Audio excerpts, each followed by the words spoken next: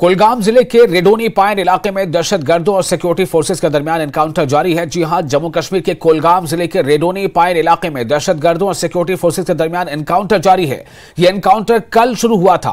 इब्तदाई मरहले में फायरिंग का तबादला हुआ, जो बाद में बंद हो गया था। सिक्योरिटी फोर्सेस को कल शाम यहां दहशतगर्दों के छिपे होने की इत्तला मौसूल हुई थी, जिसके बाद उन्होंने इलाके का मुहासरा कर लिया और एनकाउंटर शुरू हुआ। कुलगाम पुलिस, फौज और सीआरपीएफ का मुश्तरका ऑपरेशन जारी है।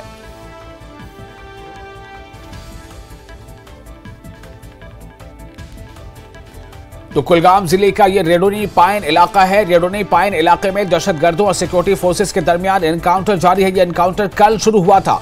इब्तदाई मरहले में फायरिंग का तबादला हुआ। फायरिंग के तबादले के बाद जो बाद में यह बंद हो गया था। सिक्योरिटी फोर्सेस को कल शाम यहां दहशतगर्दों के छिपे होने की इत्तला मौसूल हुई थी, जिसके बाद इन्होंने इलाके का मुहासरा कर लिया। बताया जा रहा है कि 1 या 2 मिलिटेंट इस इलाके में छिपे हो सकते हैं। एनकाउंटर शुरू हुआ कल शाम ही। कुलगाम पुलिस, फौज और सीआरपीएफ का मुश्तरका ऑपरेशन जारी है। कल शाम से लेकर अब तक पूरे इलाके को जो है वो कॉर्नर ऑफ किया गया है। आप देख सकते हैं किस तरह से मिलिट्री व्हीकल्स का वहां पर आना जाना है, उसका जमावड़ा है। कोशिश ये है कि जो आतंकवादी है, जो दहशतगर्द है, वो इस इलाके से भाग ना पाए। कुलगाम जिले का रेडोनी पाइन इलाका है ये। आप देखिए किस तरह से सीआरपीएफ की जो बटालियन है, सीआरपीएफ की गाड़ियां वहां मौजूद हैं और दूसरे भी फौज की जो टुकड़ी, साथ ही साथ फौजी गाड़ियां, उनका ऑपरेशन यहां लगातार जारी है। इससे साफ अंदाजा मिलता है। कोशिश ये है कि न सिर्फ ये कि उस आतंकवादी को यहां से भागने भी नहीं दिया जाना है, बल्कि उसे उसके अंजाम तक पहुंचाना है। ये कल शाम की खबर है। कल शाम गोलियों का तबादला भी हुआ था, एक्सचेंज ऑफ फायर भी हुआ था, लेकिन उसके बाद कल देर शाम के बाद एक्सचेंज ऑफ फायर अभी नहीं हुआ है। सुबह से भी गोलियों का तबादला नहीं हुआ है।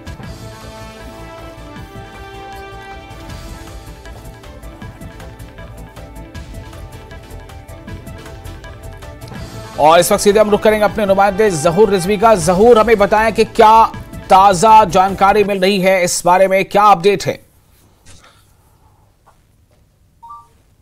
विशाल, मैं आपको बताऊं कि अभी हमारे पास ये एक अहम इत्तला है, वो ये कि अभी दोबारा जो है फायरिंग का तबादला शुरू हो गया है। और पीछे अगर आप सुन सकते हैं तो हल्की फुल्की जो फायरिंग की आवाजें हैं वो सुनाई दे रही है। आप एक बार फिर आप देख रहे हैं कि यहाँ जितनी भी सिक्योरिटी एजेंसीज हैं वो मुतारिक हो गई है एक बार फिर, और जो एनकाउंटर है वो दोबारा शुरू हो गया है। और हम आपको बताया कि ये एक ब्रेकिंग न्यूज है। ब्रेकिंग न्यूज ये कि जो फायरिंग का तबादला है वो रिज्यूम हो गया है। और ये खुडवनी पाइन जो कुलगाम का इलाका है, जहां पे कल शाम सिक्योरिटी फोर्सेस को इत्तला मिली थी कि यहाँ मिलिटेंट छुपे हुए हैं, एक बार फिर यहाँ फायरिंग का तबादला शुरू हो गया है। एक बार फिर जो सिक्योरिटी एजेंसी है, जितनी भी सिक्योरिटी फोर्सेस हैं, चाहे वो कुलगाम पुलिस की बात करें, फौज की और सीआरपीएफ की बात करें, तो यहाँ टुकड़ियां जो है जितनी भी तैनात है वो एक बार फिर सतर्क हो गई है, मुतहरिक हो गई है। फायरिंग का तबादला जो है दोबारा शुरू हो गया है, रिज्यूम हो गई है फायरिंग। और ये शुबा जाहिर किया जा रहा है कि अंदर कुछ 2 या 3 मिलिटेंट छुपे हुए हैं और जिनको न्यूट्रलाइज करने की कोशिश की जा रही है। ये कैमरामैन से मैं कहूं कि वो दोबारा दिखाएंगे। ये आप देख सकते हैं सिक्योरिटी फोर्सेस जो है वो काफी मुतारिक हो गई है और एक बार फिर अलर्ट पे हैं। और पीछे फायरिंग की आवाजें जो हैं वो हमें सुनाई दी गई है। और कुछ देर पहले जो है कुछ फायरिंग हुई है और एक बार फिर वो रिज्यूम हो गई है। उसके बाद जो है सिक्योरिटी फोर्सेस फिर चौकन्ना हो गई है और जहां पे जितनी भी यहाँ पे सिक्योरिटीज की एजेंसीज हैं, सिक्योरिटी फोर्सेस की एजेंसी है, वो एक बार फिर मुतारिक हो गई है। कैमरामैन से मैं दोबारा कहूंगा वो दिखाएंगे, थोड़ा सा फॉलो करके। ये आप देख सकते हैं जितनी भी सिक्योरिटी फोर्सेस की टुकड़ियां यहाँ तैनात हैं वो दोबारा मुतारिक हो गई है। विशाल, मैं आपको दोबारा बताऊं कि फायरिंग जो फायरिंग का तबादला है वो रिज्यूम हो गया है। एक बार फिर यहाँ जो हमें इत्तला मौसूल हुई है उसके मुताबिक जो है जो अंदर मिलिटेंट छुपे हो सकते हैं उनको न्यूट्रलाइज करने की कोशिश की जा रही है। ब्रेकिंग न्यूज है ये। जो खुडवनी पाइन कुलगाम का इलाका है, जो रेडवनी पाइन का इलाका है, एक बार फिर ये जो एनकाउंटर कल शाम शुरू हुआ था, एक बार फिर यहाँ पे रिज्यूम हो गई है फायरिंग। और हमने सुना कि कुछ देर पहले जो है यहाँ फायरिंग का तबादला दोबारा शुरू हो गया है, जिसके बाद जो है सिक्योरिटी फोर्सेस जितनी भी सिक्योरिटीज की एजेंसीज हैं, सिक्योरिटी फोर्सेस की एजेंसीज वो मुतहरिक हो गई है। और लगता ये है कि ये एनकाउंटर जो है जो ये खिंच सकता है। और हम आपको बताएं कि विशाल कल शाम ही यहाँ सिक्योरिटी फोर्सेस को इत्तला मिली थी कि यहाँ मिलिटेंट छुपे हुए हैं और ये सर्टन था और सिक्योरिटी फोर्सेस श्योर थी कि शायद अंदर होंगे मिलिटेंट, और इसी वजह से सर्च ऑपरेशन सुबह से भी जारी था। और दौरान शब की अगर हम बात करें तो दौरान शब इस ऑपरेशन को थोड़ा बहुत हॉल्ट किया गया था, लेकिन फिर भी जो सिक्योरिटी का दायरा था उसको वसी किया गया और 3 टायर सिक्योरिटी सिस्टम यहां जो है वो इंप्लीमेंट किया गया।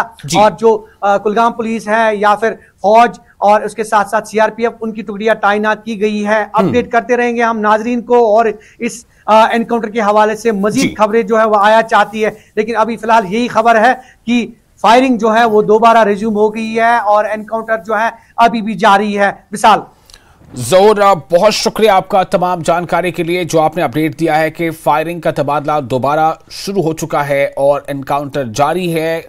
फौजी गाड़ियों की नकल हबल साफ तौर से देखी जा सकती है। काफ़ी हसास माना जा रहा है इस मामले को भी, और इसलिए बड़े पैमाने पर जो है ये फौजी नकल हबल वहाँ देख सकते हैं। सीआरपीएफ की गाड़ियाँ नजर आ रही हैं और कोशिश ये है कि किसी भी सूरत में जो आतंकी, जैसा आपने बताया कि 2 से 3 आतंकी हो सकते हैं, उन्हें राह फरार अख्तियार नहीं करने देना है, बल्कि उन्हें उनके अंजाम तक पहुंचाना है। बहुत शुक्रिया आपका तमाम जानकारी के लिए। और साथ ही ये बता दें कि पुंछ में सिक्योरिटी एहलकारों की तलाशी मुहिम अब भी जारी है। तलाशी मुहिम का आज चौथा दिन है। दहशतगर्द हमले के बाद लगातार तलाशी मुहिम चलाई जा रही है। सिक्योरिटी फोर्सेस का मानना है कि इस दहशतगर्दाना हमले में 4 दहशतगर्दों का एक ग्रुप मुलविस था। इस बीच पुंछ दहशतगर्दाना हमले की पूछताछ के सिलसिले में कुछ मुश्तबा अफराद को हिरासत पर लिया गया है। खबरों के मुताबिक उनकी तादाद 20 के आसपास है।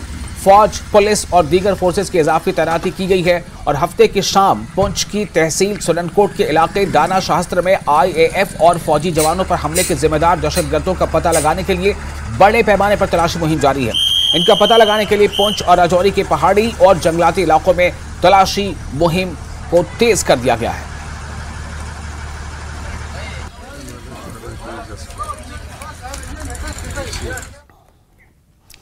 Director general police R Swain ने उधमपुर के बसंतगढ़ का दौरा किया। उन्होंने शहीद वीडीजी रुकन मोहम्मद शरीफ के अहले खाना से मुलाकात की। उन्होंने शहीद के अहले खाना से ताज़ियत का इजहार किया और यकीन दिलाया कि शहीद की कुर्बानी रायगा नहीं जाएगी। स्वैन के साथ ADGP Jammu Anand Jain, ADGP law and order, DIG Udhampur, Reasi range और दीगर सीनियर अफसरान मौजूद रहे। स्वैन ने कहा कि पुलिस और अवाम को मिलकर दहशतगर्दी को खत्म करना होगा। उन्होंने अवाम से दहशतगर्दों के खिलाफ सख्त कार्रवाई का वादा किया है। उन्होंने कहा कि दहशतगर्दों की मदद करने वालों की पहचान करना जरूरी है। अब आप अंदरूनी इलाके में रहते हैं, पशमानदा इलाका में रहते हैं, सरकार की तरफ से, गवर्नमेंट की तरफ से, पुलिस की तरफ से लोगों का तावन के साथ हम अपना पूरी कोशिश करेंगे कि आप महफूज रहें,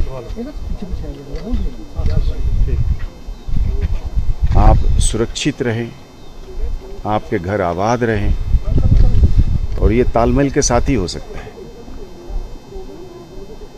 ये हर जगह पे मैं जैसे बताता हूँ, कहीं पे भी जितना हम चाहे बाहर से ताकत लाएंगे, उसमें अलग अलग किस्म के मसले हैं। तो शरीफ की जैसे शहादत है, उसका जान गंवाना बेकार नहीं जाएगा अगर हम मिलकर इस दहशतगर्दी को दूर रखें। ये रखा जा सकता है। आप ही लोगों ने मदद किया था, दूर रखा था। ताली 2 हाथ से बजेगा। हमारी पुलिस तो आप ही में से है, विलेज डिफेंस ग्रुप आप ही में से हैं, आपके लड़के पुलिस में हैं, तो मिलके इसको करना है। और जैसे मैंने कहा, पहला काम है कि हमारे में से कोई उनके साथ ना चले, कोई साथ ना दे।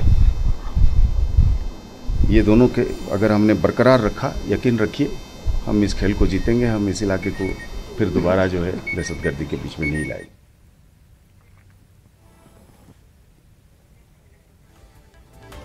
और आप तस्वीरों में देख सकते हैं केंद्रीय गृह मंत्री और बीजेपी के कद्दावर लीडर अमित शाह ने अपना वोट जो है वो कास्ट करना है, और जो कि मतदान यानी मताधिकार का जो हक है उसका इस्तेमाल करना है। तो अमित शाह ने वोटिंग कर दी है, अपने मत का इस्तेमाल कर लिया है, अपने हक इरादे का इस्तेमाल कर लिया है, और उनके साथ आपने देखा कि उनके परिवार के लोग भी मौजूद हैं। तो आज दरअसल गुजरात की जो सीटें हैं, जो कुल सीटें 25 सीटों पर आज वोटिंग जारी है गुजरात में भी, और पूरे देश में आज कुल 93 सीटें हैं जहां आज तीसरे चरण के तहत वोटिंग हो रही है, तीसरे मरहले के तहत वोटिंग हो रही है।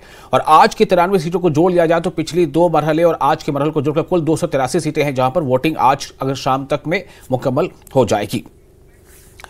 और अब खबरें इंतखाबी तशहीरी मुहिम से जुड़ी।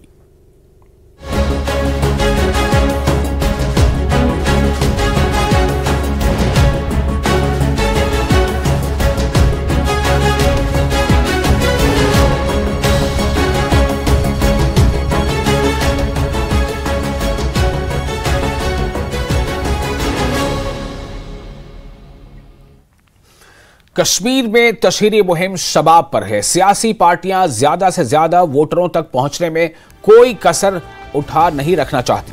तमाम जमातों के कदावर लीडर पसीना बहा रहे हैं और वोटरों को शीशे में उतारने की जुगत कर रहे हैं। हर कोशिश की जा रही है, हर प्रयास किया जा रहा है, हर तरह से ये जो तरकीबें हैं वो इस्तेमाल की जा रही हैं, यानी कि कसर उठा रखना किसी को गवारा नहीं है। और कोशिश हो रही है कि आवाम तक ज्यादा से ज्यादा आवाम तक पहुंचा जाए।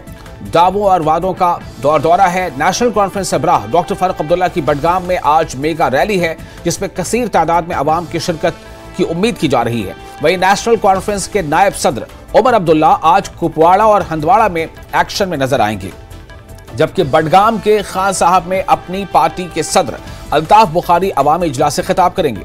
तो दोपहर में पीडीपी की अवंतीपुरा में मोटर रैली है। इस रैली में पार्टी सदर महबूबा मुफ्ती और वहीदुर रहमान पर शिरकत करेंगे।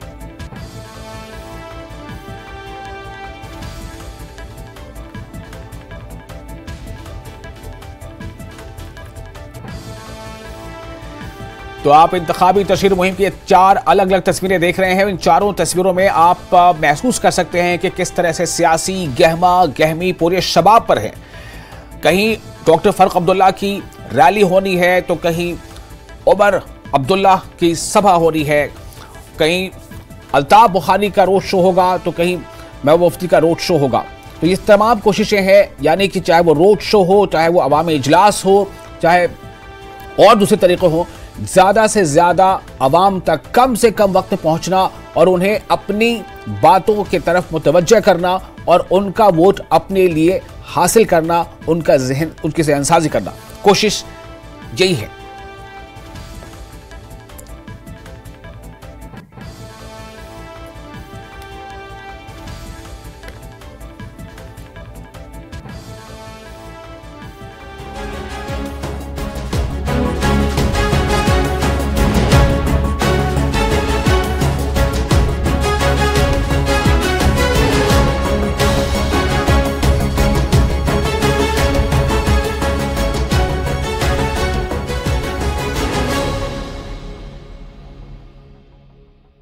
अगर चाहिए आप नहीं सुलझी हत्या की गुत्थी, हत्या से पहले पत्नी को भेजी लाइव लोकेशन, खुलासे के लिए पुलिस की 10 टीमें गठित।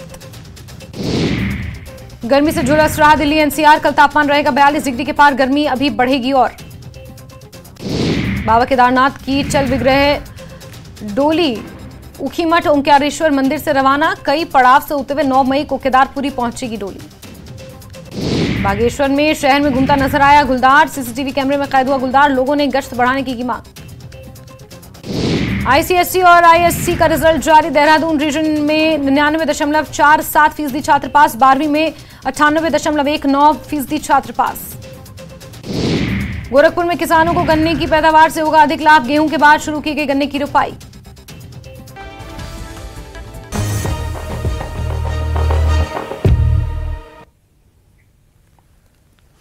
दफा 370 आरजी था, मुस्तकिल नहीं, क्योंकि कश्मीर का मसला मुतनाज़ा है और यह मसला अक़वाम मुत्तहिदा में है, इसलिए इस दफा को मुस्तकिल नहीं बनाया गया। इन बातों का इजहार 2 बार रहने वाले साबिक मेंबर पार्लियामेंट अब्दुल रशीद शाहीन ने किया। उन्होंने कहा कि अगर दफा 370 को मुस्तकिल बनाया गया होता तो यह मुतनाज़ा और मसला नहीं रहता, यह मसला अक़वाम मुत्तहिदा में है। ताहम शाहीन ने अफसोस का इजहार करते हुए कहा है कि अक़वाम मुत्तहिदा आज के सियासी मंजरनामे पर कमजोर हो गया है। शाहीन ने मजीद कहा कि दफा 370 मुस्तकिल नहीं बना सकते थे, यह सिर्फ हवालगी दे दी गई। शाहीन ने वाज़ेह किया कि पूरे मुल्क में राय आमा को मुनज़्ज़म करके दफा 370 को जरूर नेशनल कॉन्फ्रेंस वापस बहाल करेगी। अगर हम आर्टिकल 370 की बात करें क्योंकि उसको ख़त्म कर दिया गया है। और नेशनल कॉन्फ्रेंस आज तक रही है कहती आई है कि ये मजबूत है, मुस्तकिल आर्टिकल है, जबकि सभी अब कह रहे हैं कि ये आर्जी था। तो आज तक उसे, अगर आप भी शेख साहब के साथ रहे हैं, तो क्या उसमें कोई शक था? तो क्या आज तक आप लोगों ने उस पर क्यों नहीं उसको मुस्तकिल बनाया है? आज सब कह रहे हैं कि ये मेरे भाई समझो, खुदा के बंदो, 370 जो है ये आर्जी ये था, ये मुस्तकिल नहीं था। अच्छा, आर्जी था ये? मुस्तकिल क्यों नहीं था? मुस्तकिल क्यों नहीं था? कश्मीर जो है ये मुतनाज़ा है, ये यूनाइटेड नेशन में है, और अगर हमने इसको मुस्तकिल किया होता तो उसका मतलब है हमने एक्सेप्ट किया होता कि ये तनाज़ा नहीं है। ये तनाज़ा है, अगर हम भी कहते तो तब भी ये तनाज़ा है, क्योंकि हमारा हिस्सा यहाँ एक हिस्सा जो है वो पाकिस्तान के कब्ज़े में है। तो आपका कहने का मतलब है कि ये आर्जी था आर्टिकल 370, इसको इसीलिए हमने मुस्तकिल नहीं बनाया है? मुस्तकिल बना ही नहीं सकते थे, वो हवालगी का मामला था। वो एक झगड़े वाली जगह जो है एक हवाले की थी, और जब तक फैसला हो जाता है यूनाइटेड नेशन में। अब यूनाइटेड नेशन बदकिस्मती से कमज़ोर हो गया, वर्ल्ड सिनेरियो पॉलिटिक्स का चेंज हो गया, तो उसमें क्या कसूर है हमारा? मगर मसला ये है ना कि अब आर्टिकल 370 को पार्लियामेंट ने ख़त्म कर दिया है। ठीक है, तो अब ये आप यूएन की बात करते हैं, क्योंकि कश्मीर के अंदर यूएन का दफ्तर था, तो अब उस पर भी एलजी ने कहा है कि हम सोच रहे हैं कि इसको यहाँ से निकाल देंगे, हटाएं। कोई नहीं, हम क्या कहते हैं? हम कहते हैं इंतज़ार करें उस चीज़ को। हटा सकते हैं तो हटाएं, उनका इख्तियार है, वो एक मुल्क है, वो कर सकते हैं। हमारा इख्तियार ये है कि हमें जो करना चाहिए वो करेंगे, मगर पुरअमन करेंगे। क्या करेंगे? नेशनल कॉन्फ्रेंस कैसे वापस लाएगी? अब लाएंगे वापस, इस्तेहकाम से लाएंगे वापस, पूरे मुल्क में राय आमा को मुनज़्ज़म करके वापस लाएंगे। ज़रूरी नहीं है 370 ही नाम हो उसका। तो एटोनॉमी का भी हमारा मसला जो है, राय शुमारी, एटोनॉमी, वो भी नहीं रही ना। सुनो भाई, हमारा मसला जो है वो है कि हम स्टेट सब्जेक्ट रूल्स जो हैं उनको किसी सूरत में हटाना नहीं चाहते। वो हट जाएं तो हमारी ज़मीनें जो है उन पर कोई भी कब्ज़ा कर सकता है, हमारी नौकरियों में कोई लोग जो हैं दखलंदाजी कर सकते हैं, बाहर के लोग आके बस सकते हैं, तो हम तो उसको जाने नहीं देंगे। उसके लिए हमारी स्ट्रगल जो है वो जारी रहे जितनी देर हम। तो अब हो रहा है ना, अब हो रहा है, वो यहाँ पे आ रहे हैं। हो जाए तो हम भी स्ट्रगल करेंगे। नेशनल कॉन्फ्रेंस का एजेंडा यही है, स्ट्रगल करना। कब तक करेंगे? कितना वक्त लगेगा? जितना भी वक्त लगे स्ट्रगल रहेगी, जितना भी वक्त लगे। मेरे वक्त में नहीं होगा, मेरे बेटे के वक्त में होगा, उसके वक्त में नहीं होगा, उसके बेटे के वक्त में होगा, लेकिन कश्मीरी जो है वो सरेंडर नहीं करेगा। तो आप कश्मीरी खामोश बैठे हैं, तो 2019 के बाद बता रहे हैं कि बीजेपी भी कि यहाँ के हालात ठीक हो गए, पथराव नहीं हुआ, कुछ भी नहीं हुआ, डेवलपमेंट हुई। एक काम जो किया है वो बहुत अच्छा किया है। पत्थर नहीं मारते हैं, गोली नहीं चलाते हैं, हंगामा नहीं करते हैं। करते तो गाज़ा पट्टी की हालत उनकी कर दी जाती। उसके लिए तैयारियां की थी, तो हम वो करने नहीं दिए, हमने करने नहीं दिया। पथराव आपने रोका? फिर करने नहीं देंगे। पथराव नेशनल कॉन्फ्रेंस ने रोका नहीं, एक कंसेप्ट होता है, एक मैसेज चली जाती है आवाम में कि क्या करना चाहिए, वो कर दिया लोगों ने। तो मुझे ये बताइए, अब आपने इस बार फिर से नेशनल कॉन्फ्रेंस का दामन थामा है, तो आप हिमायत कर रहे हैं उमर अब्दुल्ला को, नेशनल कॉन्फ्रेंस को, बारामूला सीट? हाँ जी, वो इलेक्शन में हम सपोर्ट कर रहे हैं, वो तो अलग ऐलान बात है, तो उसमें क्या पूछने वाली बात है। बिल्कुल नाजरीन, ये थे हमारे साथ अब्दुल शाहीन साहब, और जिनका साफ तौर पर कहना है कि आर्टिकल 370 पर उन्होंने कहा है कि वो आर्जी था और मुतनाज़ा की वजह से उन्होंने उसे मुस्तकिल नहीं बनाया है, और ये कह रहे हैं कि हम स्ट्रगल करेंगे और इस आर्टिकल 370 को बहाल करने की कोशिश करेंगे, और जितना भी वक्त लगे और उस वक्त का इंतज़ार करते हुए हम स्ट्रगल करेंगे, नेशनल कॉन्फ्रेंस स्ट्रगल करेगी। और आज शाहीन साहब का ये कहना है, और साथ ही उन्होंने हिमायत की है नेशनल कॉन्फ्रेंस को, और नेशनल कॉन्फ्रेंस के लिए काम करने की बात कही है। न्यूज़ 18 जम्मू कश्मीर के लिए मैं पटन से मुनीर हुसैन हुर्रा।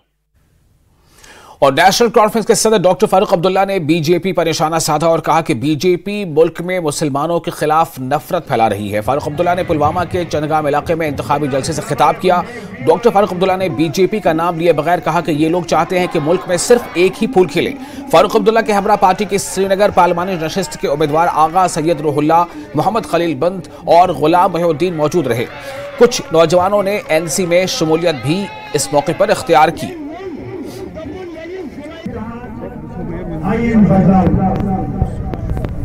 इंतजार से आपको कोश वैसे रोज सुंदर बाकी कोश करेंगे हम रंगंतन फरंतर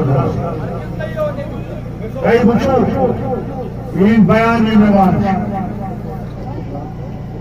जितने जुतुंदन मदरसे पे जो हमले कर इतने जुतुंदन मस्जिदन पे हमले कर बुलडोजर पे चलाओ किसी रटान इंसान स्वच्छ बटन इस दौर सटान तब से बना मन जय राम हरा चीज महात्मा गांधी सुनो। और नेशनल कॉन्फ्रेंस के सदर डॉक्टर फारूक अब्दुल्ला ने सरकारी अफसरान को मुखातिब करते हुए कहा है कि असेंबली इलेक्शन ज्यादा दूर नहीं है। फारूक ने कहा कि वो अफसरान को खुलेआम खबरदार कर रहे हैं कि वो नेशनल कॉन्फ्रेंस के जवानों को जेल की सलाखों के पीछे न डालें, बसूरत दीगर उनसे इसका हिसाब लिया जाएगा।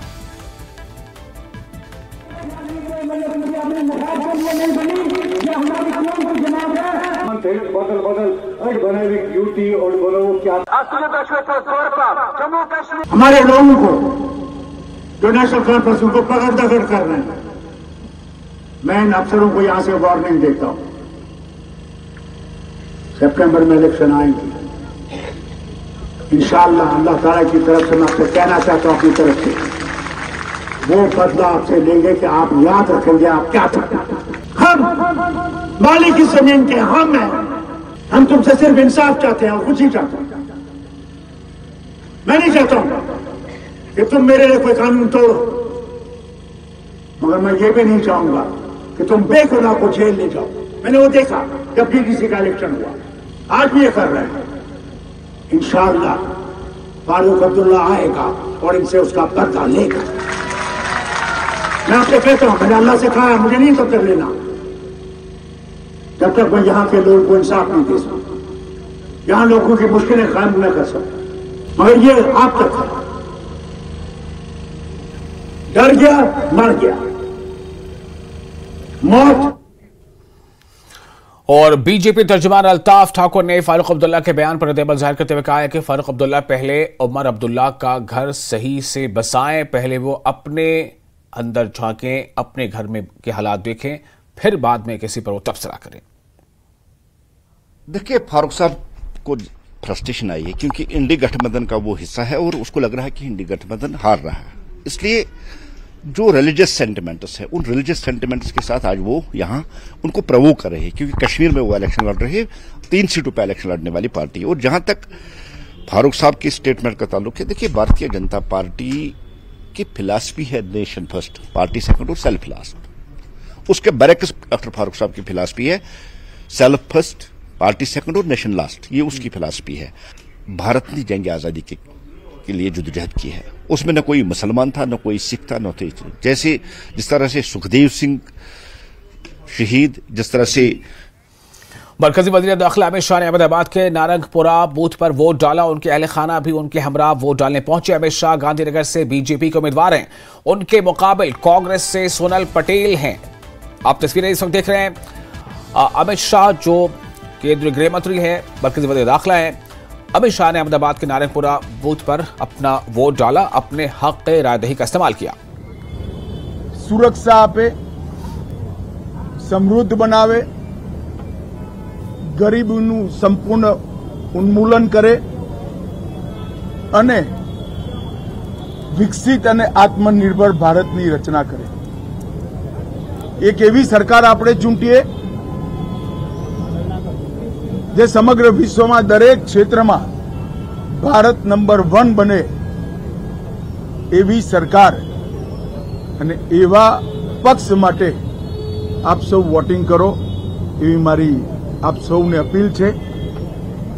લોકશાહીના આ મહોત્સવમાં સૌ ગુજરાતીઓ દર વખતની જેમ રંગે ચંગે ઉત્સાહથી ઉમંગથી ભારી સંખ્યામાં વોટિંગ કરે અને અંતે આપનું વોટિંગ જ ભારતના વિજયનું કારણ બનશે એનો મને વિશ્વાસ છે।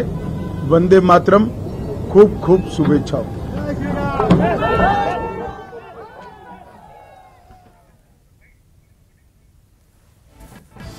तो आज जैसा मैंने आपको बताया कि केंद्रीय गृह मंत्री अमित शाह ने भी अपने हक राय दही का इस्तेमाल किया, वोट देने के अपने हक का इस्तेमाल किया। उन्होंने वो गांधीनगर से उम्मीदवार खुद भी उम्मीदवार हैं। और इसी के साथ आपको बता दें कि आज जो तीसरा फेज का जो चुनाव हो रहा है, आज तीसरे फेज के तहत जो वोटिंग हो रही है, तीसरे फेज के तहत कुल